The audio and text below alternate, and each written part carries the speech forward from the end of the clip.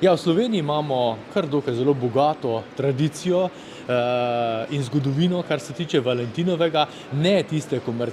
komercialne, pač pa tisto, ki nakazuje na kakšen pričetek, odpiranje narave. Torej,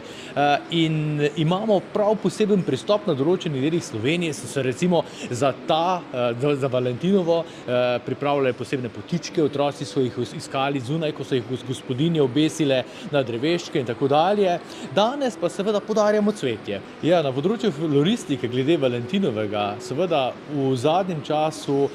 se močno nagibamo k temu, da bi bilo vse cvetje trendovsko in moderno, torej vse barve, seveda dobre barvne kombinacije,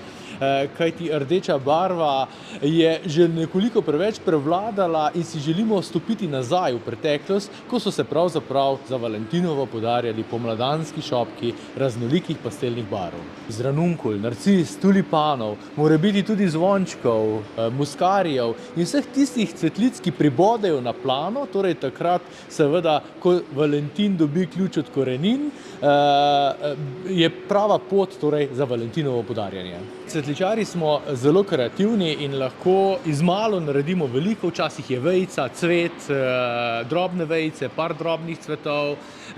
tako da to pravilo ni ravno tisto ključno, torej število cvetov v šopku. Je pa res, da na valentinovo vsi najhitreje želijo priti domov, seveda izpostaviti in pokazati čustva in potem na hitro vzamejo vrtnico, kar je najhitreje in najlažje, in seveda z rdečo vrtnico še vedno povejo največ,